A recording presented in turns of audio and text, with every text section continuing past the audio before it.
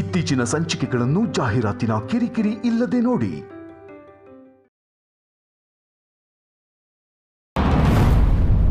ಅಪ್ಪ, ನೀವ್ ಹೀಗೆ ಕೇಳ್ದ ಹೋಗ್ಬಿಟ್ರೆ ನಾವ್ ಏನಪ್ಪ ಮಾಡೋದು? ಕೋಪನ ಮಾತಾಡ್ಬೇಡ ನೀನು. ಯಾಕೆ ಹೇಗ್ ಮಾಡಿದ್ರೆ? ನಾನು ಅಮ್ಮ ಎಷ್ಟು ಗಾಬರಿ ಆಗಿದ್ವಿ ಗೊತ್ತಾ? ಒಟ್ನಲ್ಲಿ ನಿನಗಿಂತ ದೇವ್ರಿಗೆ ನನ್ ಮೇಲೆ ಪ್ರೀತಿ ಜಾಸ್ತಿ. ಯಾಕೆ ಅಂತ ಕೇಳಿದ್ರೆ, ನಿಮಗ್ ನಮ್ಮ ಮೇಲೆ ಪ್ರೀತಿ ಇದ್ದಿದ್ರೆ ನೀವ್ ಹೇಗ್ ನಮ್ಮನ್ನ ಬಿಟ್ಟು ಹೋಗ್ತಿದ್ರಾ? ಈ ಅಪ್ಪ ತುಂಬಾ ಕೆಟ್ಟವನು ಮಗ. ಅಪ್ಪ, ನೀವು ಕಾಣ್ಲಿಲ್ವಲ್ಲ ಅನ್ನೋ ಬೇಜಾರಲ್ಲಿ ಕೋಪದಲ್ಲಿ ಮಾತಾಡ್ಬಿಟ್ಟೆ ಅಪ್ಪ. ದಯವಿಟ್ಟು ನನ್ನನ್ನ ಕ್ಷಮಿಸ್ಬಿಡಿ. ನೀವ್ ಕೆಟ್ಟವ್ರಾಗೋದಕ್ಕೆ ಸಾಧ್ಯನೇ ಇಲ್ಲ ಅಪ್ಪ. ನೀವ್ ಯಾವತ್ತು ನನ್ ಬೆಸ್ಟ್ ಅಪ್ಪ ಅಂತ ನಾನು ಹೇಳ್ತಿರ್ತೀನಲ್ವಾ? ನಿನ್ನ ಬಂಗಾರದಂತ ಜೀವನನ ಹಾಳು ಮಾಡಿದಂತ ಸ್ವಾರ್ಥಿ ಅಪ್ಪ ನಾನು. ಅಪ್ಪ, ಮಗಳ ಬಗ್ಗೆ ಯೋಚನೆ ಮಾಡೋದು ಸರಿನೇ, ಆದರೆ ನಾನು ವಿಪರೀತ ಮಾಡಿಬಿಟ್ಟೆ. ಅದೇಂದ್ರೆ ನನ್ನ ಮಗಳ ನೆಮ್ಮದಿಗಾಗಿ ಏನೋ ಮಾಡ್ಬಿಡ್ತೀನಿ ಅಂತ ನಿಮ್ಮ ಮೇಲೆ, ಶಾರದಮ್ಮನ ಮೇಲೆ ಕೂಗಾಡ್ಕೊಂಡು ಬಂದ್ಬಿಟ್ಟೆ. ಇವಳು ನಾನು ಬರಲ್ಲ ಅಂತ ಹೇಳ್ಬೋದಾಗಿತ್ತು, ಆದರೆ ನನಗೆ ನೋವಾಗಬಾರ್ದು ಅನ್ನೋ ಕಾರಣಕ್ಕೆ ನಿಮ್ಮ ಮೇಲೆ ಬೆಟ್ಟದಷ್ಟು ಪ್ರೀತಿ ಇಟ್ಕೊಂಡಿದ್ರು. ಅಪ್ಪ, ನಿಮಗೆ ಸಂತೋಷ ಆಗುತ್ತೆ ಅಂದರೆ ನಾನು ನಿಮ್ಮ ಜೊತೆ ಬರ್ತೀನಿ ಅಂತ ಏನೂ ಮಾತಾಡದೆ ಬಂದೇ ಬಿಟ್ಲು.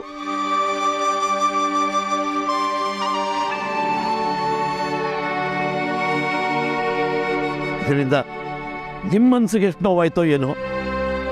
ನಾನು ಹಾಗೆ ಮಾಡಿದ್ದಕ್ಕೆ ನಿಮಗೆ ಅನು ಮೇಲೆ ಕೋಪ ಇಲ್ಲ ತಾನೇ? ನನಗೆ ಕ್ಷಮಿಸ್ತೀರಾ ಅಳಿ ಅಂದರೆ? ಸುಬ್ಬು ಅವರೇ, ಪ್ಲೀಸ್ ನೀವು ಹೀಗೆ ಕೈ ಮುಗಿಬಾರ್ದು. ಕ್ಷಮೆ ಕೇಳೋದೇ ಆದರೆ ಅದು ನಾನು ನಿಮ್ಮನ್ನು ಕೇಳಬೇಕು. ನೀವು ನಂಬಿಕೆಯಿಂದ ನಿಮ್ಮ ಮಗಳನ್ನ ನನಗೆ ಒಪ್ಸಿದ್ದೀರಾ ಅಂದರೆ ಅವಳನ್ನ ನೆಮ್ಮದಿಯಾಗಿ ನೋಡ್ಕೊಳ್ಳೋದು ನನ್ನ ಧರ್ಮ. ಆದರೆ ಅನುಗೆ ನನ್ನಿಂದ ಖುಷಿಗಿಂತ ಜಾಸ್ತಿ ನೋವು ಸಿಕ್ಕಿರೋದು ನಿಜಾನೇ ಅಲ್ವಾ? ಸರ್, ಕ್ಷಮೆ ನೀವಲ್ಲ ಕೇಳ್ಬೇಕಾಗಿರೋದು, ಆ ಚೇಂಡೆ. ನಿಜಾನ್, ನಾನು ಅವನನ್ನು ತುಂಬ ನಂಬಿದೆ. ಆ ಜೇಂಡೆ ನನಗೆ ಸರ್ವಸ್ವ ಆಗಿದ್ದ. ಆದರೆ ಅವನ ಹಿಂದಿನ ಅಜೆಂಡಾ ಗೊತ್ತಾದ ಮೇಲೆ ಅವನನ್ನು ದೂರ ಮಾಡಬೇಕು, ಇಲ್ಲ ಅಂಥವನಿಂದ ನನ್ನನ್ನು ನಾನು ದೂರ ಮಾಡ್ಕೋಬೇಕು. ಅಳಿ ಅಂದರೆ ಜೇಂಡೆ ಅವರು ನಿಮ್ಮ ಬದುಕಿನ ಎಷ್ಟೋ ಸೋಲುಗಳಲ್ಲಿ ಭಾಗಿಯಾಗಿದ್ದಾರೆ. ಏನೋ ಕೆಟ್ಟಗಳಿಗೆ ಹೀಗೆ ಮಾಡಿದ್ದಾರೆ. ದೇವರು ನನಗೆ ಒಳ್ಳೆ ಬುದ್ಧಿ ಕೊಟ್ಟ ಹಾಗೆ ಅವ್ರಿಗೂ ಒಳ್ಳೆ ಬುದ್ಧಿ ಕೊಡ್ತಾನೆ. ಅಣ್ಣ, ಇನ್ಮೇಲೆ ನಿನಗೆ ಎಲ್ಲವೂ ಅಳಿ ಅಂದರೆ ನನ್ನನ್ನು ಕ್ಷಮಿಸ್ಬಿಡುಕಂದ. ಅಪ್ಪ, ನನಗೆ ಈ ಕ್ಷಮೆ ಅನ್ನೋ ಪದನ ಕೇಳಿ ಕೇಳಿ ಸಾಕಾಗಿ ಹೋಗಿದೆ. ಬೇರೆ ಏನಾದರೂ ಹೇಳಿ. ಮಗ, ಜೀವನ ತುಂಬ ಬರೀ ಕಷ್ಟಗಳೇ ಆಗೋಯ್ತು ನಿನಗೆ. ಇನ್ಮೇಲಾದರೂ ಸುಖವಾಗಿರು.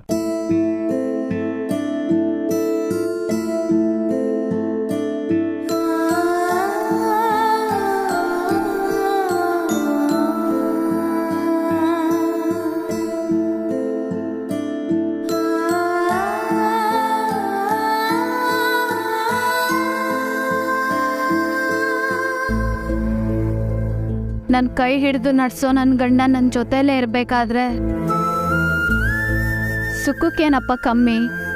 ಸ್ವರ್ಗನೇ ನಮ್ಮಿಬ್ರನ್ನ ನೋಡಿ ನಾಚ್ಕೋಬೇಕು, ಅಷ್ಟು ಸುಖವಾಗಿರ್ತೀನಿ. ನಿನ್ನ ಆಶೀರ್ವಾದ ಒಂದಿದ್ರೆ ನಾವಿಬ್ರು ಯಾವಾಗಲೂ ನೆಮ್ಮದಿಯಾಗಿರ್ತೀವಿ ಅಪ್ಪ.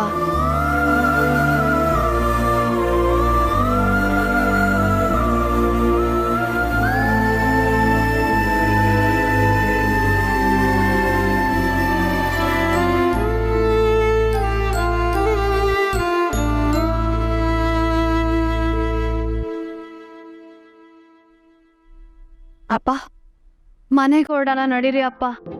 ಅಮ್ಮ ತುಂಬಾ ಗಾಬರಿ ಆಗಿರ್ತಾಳೆ. ಹೌದು ಸುಬ್ಬು ಅವರೇ, ಪುಷ್ಪ ಅವರು ಆತಂಕದಲ್ಲಿರ್ತಾರೆ. ಬನ್ನಿ ಹೊರಡೋಣ. ಪಾಪ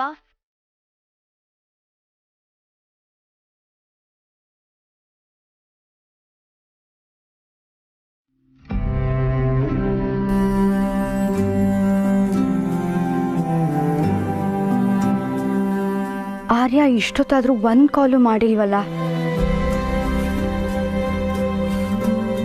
ಶಾರದಮ್ಮ ಹೇಳ್ದಂಗೆ ಇವರು ನನಗೆ ಒಂದು ಫ್ರೆಂಡ್ ಸ್ಥಾನನೇ ಕೊಟ್ಟಿರ್ಬೋದು. ಒಬ್ಬ ಫ್ರೆಂಡ್ ಕೆಲಸ ಬರೀ ಬೆನ್ ತಟ್ಟೋದಷ್ಟೇ ಅಲ್ಲ, ತಪ್ಪು ಮಾಡಿದಾಗ ಸರಿ ದಾರಿನೂ ತೋರಿಸ್ಬೇಕಾಗತ್ತೆ. ನಾನು ಈಗಲೇ ಈ ಕೆಲಸ ಮಾಡಬೇಕು. ಇಲ್ಲ ಅಂತಂದರೆ ನನ್ನ ನಿರ್ಧಾರಗಳಿಗೆಲ್ಲ ಬೆಲೆನೇ ಇರೋದಿಲ್ಲ.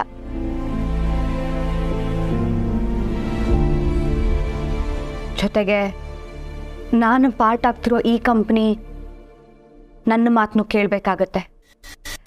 ಇಲ್ಲ ಅಂತಂದರೆ ನನ್ನ ಪೊಸಿಷನ್ಗೆ ಏನು ಬೆಲೆ? ಇವ್ರು ಕೊಟ್ಟು ರೀಸನ್ಸ್ಗೆಲ್ಲ ತಲೆ ಅಲ್ಲಾಡ್ಸೋಕ್ಕೆ ನಾನೇನು ಸಂಬಳಕ್ಕಿರೋ ಮೀರಾ ಅಲ್ಲ. ವರ್ಧನ್ ಕಂಪ್ನಿಗೆ ನನ್ನ ಕಂಪ್ನಿ ಮಾತ್ರ ಮರ್ಚ್ ಮಾಡಿಲ್ಲ, ನನ್ನ ಕನಸುಗಳನ್ನು ಬೆರೆಸಿದ್ದೀನಿ. ಇದನ್ನು ಕಡೆಗಣಿಸೋಕ್ಕೆ ನಾನು ಬಿಡೋದಿಲ್ಲ. ನನ್ನ ಹತ್ರ ನಾನೇ ಮಾತಾಡ್ಕೊಂಡಿದ್ದು ಸಾಕು. I have to take action.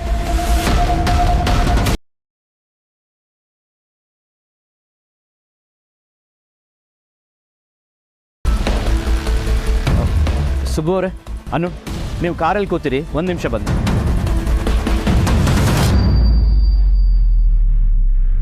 Hello Aradhana. Arya, I am still waiting. Waiting? Wow, ಅದೇ ನೆನಪಿಲ್ವಾ ನಿಮಗೆ? ಅಟ್ಲೀಸ್ಟ್ ಒಂದು phone call. I didn't expect this from you Arya. You disappointed me. Hello Aradhana, please hold on. ನೀವು ನನಗೆ ಕಾಯ್ತಾ ಇದ್ದೀರಾ?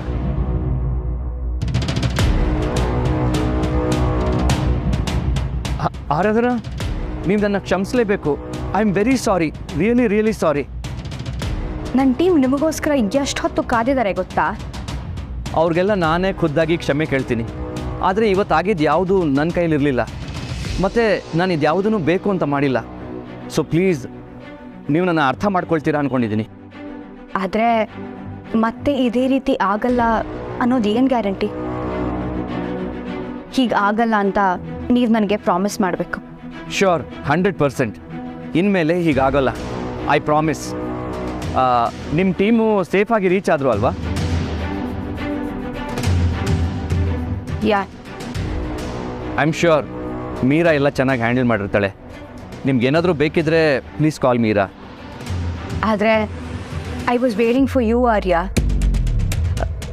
ಅಂದರೆ ನನ್ನ ಟೀಮ್ ನಿಮಗೋಸ್ಕರ ಎಷ್ಟು ಹೊತ್ತು ಕಾದರೂ ಗೊತ್ತಾ? ಅವ್ರು ಬಂದಿದ್ದ ದಿನನೇ ನೀವು ಮೀಟ್ ಮಾಡಿದಿದ್ರೆ ಅವ್ರಿಗೂ ಒಂದು ಮಾರಲ್ ಬೂಸ್ಟ್ ಇರ್ತಿತ್ತು ಅಂತ ಅಷ್ಟೆ.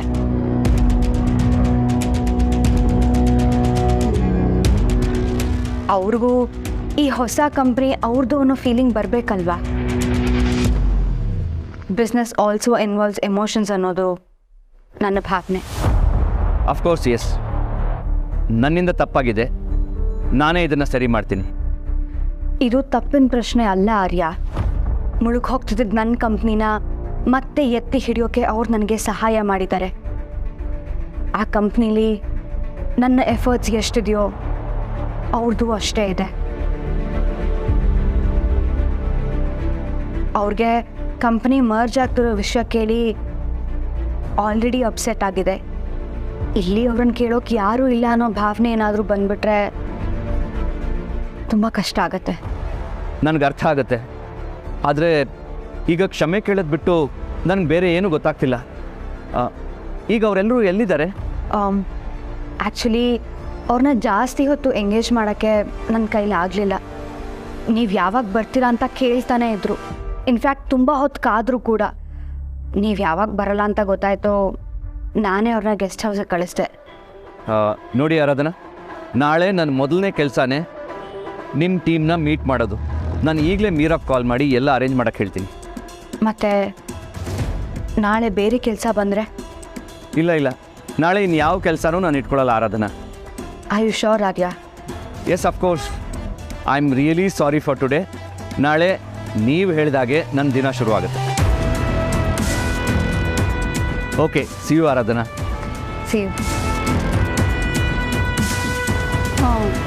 ಅಪ್ಪ ಒಂದು ನಿಮಿಷ ಬಂದೆ.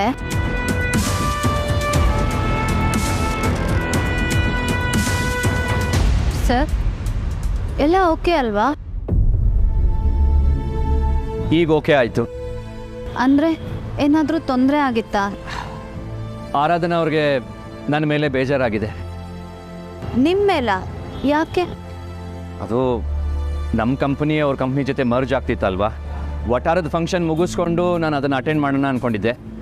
ಆದರೆ ಹೀಗಾಯ್ತಲ್ಲ, ಅಷ್ಟು ದೂರದಿಂದ ಬಂದಿರೋ ಅವ್ರ ಟೀಮ್ನ ಮೀಟ್ ಮಾಡೋಕ್ಕಾಗಲಿಲ್ಲ ಅಂತ ಆರಾಧನಾ ಅವರು ನನ್ನ ಮೇಲೆ ಬೇಜಾರು ಮಾಡ್ಕೊಂಡಿದ್ದಾರೆ. ಹೌದು, ಮತ್ತೆ ಪಾಪ ಬೇಜಾರಾಗದೆ ಇರುತ್ತಾ? Not to worry. ಆರಾಧನಾನ ಮೀಟ್ ಮಾಡಿದಾಗ I will explain to her. Sir, ಆ ದೇವ್ರು ಏನೇ ಮಾಡಿದ್ರು ಎಲ್ಲದಕ್ಕೂ ಒಂದು ಕಾರಣ ಇರುತ್ತೆ. ಇವತ್ತು ಹೀಗಾಗಿರೋದಕ್ಕೆ ಅನ್ಸತ್ತೆ ನಮ್ಮಪ್ಪ ನಿಮ್ಮನ್ನ ಒಪ್ಕೊಂಡಿರೋದು. ಏನಂತೀರಾ? ಅನು, ನಮ್ಮ ಕೈ ಮೀರಿದ ಏನೇ ಆದರೂ ಅದರಿಂದ ನಮ್ಗೆ ಒಳ್ಳೆಯದೇ ಆಗುತ್ತೆ. ಎಸ್ ಸರ್, ಇದನ್ನು ನಾನು ಈಗಲಿಂದನೇ ನಂಬ್ತೀನಿ. ಸರಿ, ಹೊರಡೋಣವಾ? ನಿಮ್ಮನ್ನು ಡ್ರಾಪ್ ಮಾಡಿ ಸಾಧ್ಯ ಆದರೆ ಮೀಟಿಂಗ್ ಅಟೆಂಡ್ ಮಾಡ್ತೀನಿ.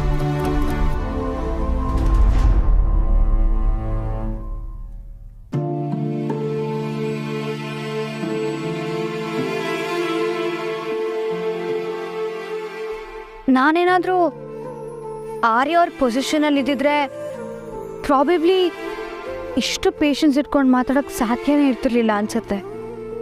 ಆರ್ಯ ಅವ್ರ ಸಮಸ್ಯೆ ಅರ್ಥ ಆದರೂ ನಾನು ಯಾಕೆ ಹೀಗೆ ಬಿಹೇವ್ ಮಾಡ್ತಾ ಇದ್ದೀನಿ?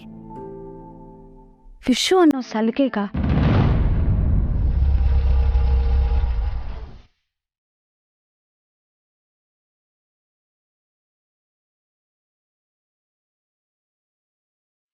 ವಿಶ್ವ, ನಿನಗೆ 100 ವರ್ಷ. ಗಾಡ್, ನಾನು ಏನು ಮಾತಾಡ್ತಾ ಇದ್ದೀನಿ? ಆರ್ಯ ಅವ್ರಿಗೆ ಫೋನಲ್ಲಿ ಮಾತಾಡಿದ್ನಲ್ಲ, ಇನ್ನೊಂದ್ಸಲ ರಿಮೈಂಡ್ ಮಾಡೋದು ಬೆಟರ್. ನಾಳೆ ಪೂರ್ತಿ ಅವ್ರು ನನ್ನ ಟೀಮ್ ಜೊತೆ ಇರಲೇಬೇಕು.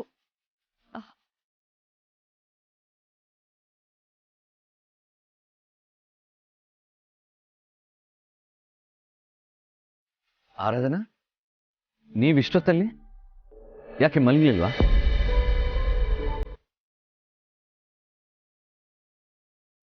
ಓ, ಇವತ್ತು ಏನೆಲ್ಲ ಆಗೋಯ್ತು.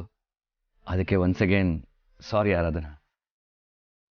ನಿಮ್ಗೆ ಇದರಿಂದ ತುಂಬ ಹರ್ಟ್ ಆಗಿದೆ ಅನ್ನೋದು ನಿಮ್ಮನ್ನು ನೋಡಿದ ತಕ್ಷಣ ಹೇಳ್ಬೋದು. Please take rest. ಆರ್ಯ, ಇವತ್ತಾಗಿದ್ದನ್ನ ನಾನು ಮತ್ತೆ ಮತ್ತೆ ನಿಮಗೆ ನೆನ್ಪು ಮಾಡಿ ತೊಂದರೆ ಕೊಡೋದಿಲ್ಲ. ನಿಮ್ಮ ಮತ್ತೆ ಜೇಂಡೆ ಸ್ನೇಹದ ಬಗ್ಗೆ ನನಗೆ ಗೊತ್ತು. ಹಾಗೆ ನಿಮ್ಮ ಫ್ರೆಂಡ್ನ ಇಲ್ಲಿ ಕೂಡ ಹಾಕಿರೋದು ನನಗೆ ಗೊತ್ತು. ನಿಮಗೆ ನನಗಿಂತ ಜಾಸ್ತಿ ರೆಸ್ಟ್ ಅವಶ್ಯಕತೆ ಇದೆ. So please rest well, sleep well. ನಿಮ್ಮ ಕಾಳಜಿಗಾಗಿ thank you Aradhana. Good night. Good night.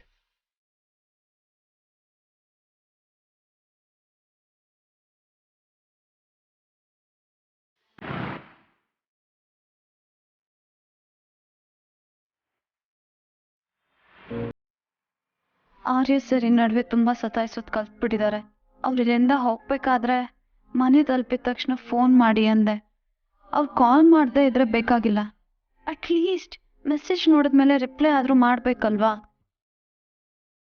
ಕಂದ, ನಿನ್ನ ಅಪ್ಪಂದು ತುಂಬ ಜಾಸ್ತಿ ಆಯಿತು.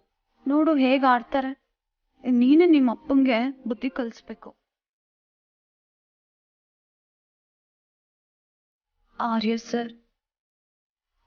ಸರ್ ಹೇಗೆ ಮಾಡ್ದಾಗೆಲ್ಲ ಆ ಚೇಂಡೆ ನೆನಪಾಗಿ ಭಯ ಆಗತ್ತೆ. ಒಂದ್ಸಾರಿ ಕಾಲ್ ಮಾಡ್ತೀನಿ. ಅನು,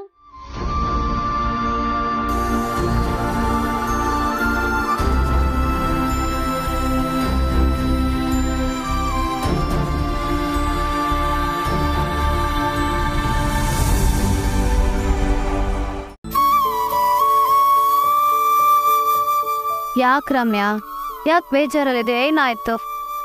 ಬೇಜಾರಾಗದೆ ಇನ್ನೇನು ಅನು. ಇಷ್ಟೆಲ್ಲ ಆದರೂ ನಾನು ನಿನಗೆ ನೆನಪೇ ಬರಲಿಲ್ವಾ?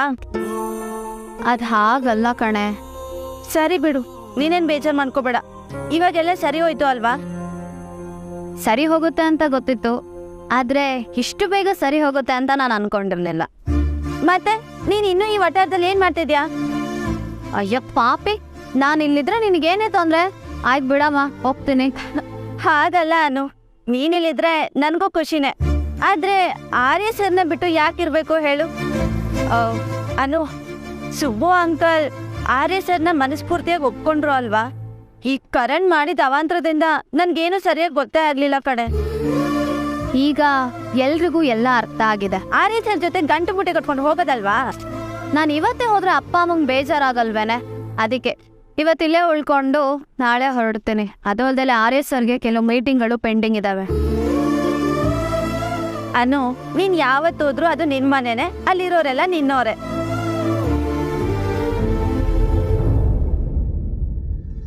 ಏ ಅನು, ಎಲ್ಲ ಸರಿ ಹೋಯ್ತು ಅಂತ ಖುಷಿ ಪಡೋದ್ ಬಿಟ್ಟು ಯಾಕೆ ಚಿಂತೆ? ಆರ್ಯ ಸರ್ ಮನೆಗೆ ರೀಚ್ ಆಗಿದಾರೋ ಇಲ್ವೋ ಅನ್ನೋದು ನನಗೆ ಗೊತ್ತಾಗ್ತಿಲ್ಲ ಕಣ. ಅಷ್ಟೇ ತಾನೇ, ಫೋನು ಮೆಸೇಜು ಮಾಡಿದ್ರೆ ಆಯ್ತಪ್ಪ, ಅದಕ್ಕೆ ಬೇಜಾರು? ನಾ ಮೆಸೇಜ್ ಮಾಡಿದ್ದೀನಿ, ಅವ್ರು ಅದನ್ನ ನೋಡಿದಾರೆ, ರಿಪ್ಲೈ ಮಾಡಿಲ್ಲ. ಅದನ್ನೇ ಯೋಚನೆ ಮಾಡ್ತಿದ್ದೆ. ಆಡ್ತಾರ್ ಬಿಡೆ, ಯಾಕೆ ಸಣ್ಣ ಸಣ್ಣ ವಿಷಯಕ್ಕೂ ಗಾಬರಿ ಆಗ್ತೀಯಾ? ಏನ್ ಮಾಡೋದು, ಇತ್ತೀಚಿನ ದಿನದಲ್ಲಿ ನಡೆದಿರೋ ಘಟನೆಗಳು ನನ್ನನ್ನ ಗಾಬರಿ ಪಡೋ ತರ ಮಾಡ್ಬಿಟ್ಟಿದೆ. ಅದ್ಬೇಡು. ಏನು, ನಿಮ್ ರೋಮಿಯೋ ಸಿಕ್ಕಾಪಟ್ಟೆ ಮುಂದುವರ್ತಿದ್ದಾನೆ, ಏನ್ ಸಮಾಚಾರ? ನಾನಂತೂ ಜೂಲಿಯಟ್ ಅಲ್ಲ. ಕಳ್ಳಿ.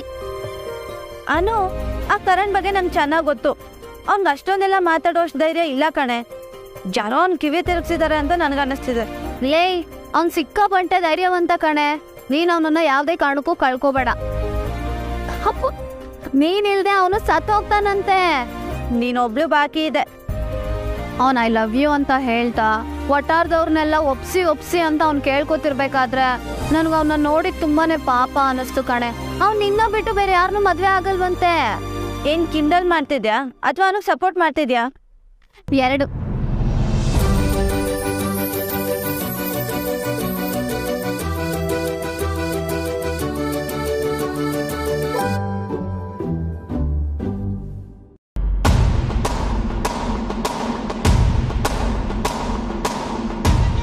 ನಂಬಿಕೆ.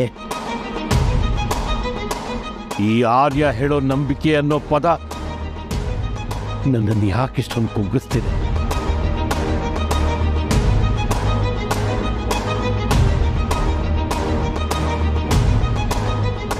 ಸಣ್ಣ ಕಿಡಿಗೆ ಜಾಸ್ತಿ ಗಾಳಿ ಕೊಟ್ಟಷ್ಟು ಅದು ದೊಡ್ಡ ಬೆಂಕಿಯಾಗಿ ಬದಲಾಗತ್ತೆ. ಹಾಗೆ ಈ ಜೇಂಡೆನ ಕುಗ್ಸೋಕೆ ನೀನು ಮಾಡೋ ಸಣ್ಣ ಸಣ್ಣ ಪ್ರಯತ್ನಗಳು ನನ್ನನ್ನು ಕಾಡ್ಗಿಚ್ಚಾಗಿ ಮಾಡುತ್ತೆ ಆರ್ಯ.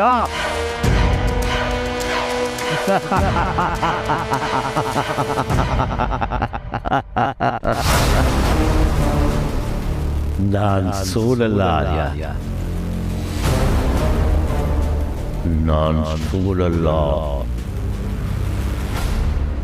ಸೋಲಲ್ಲ.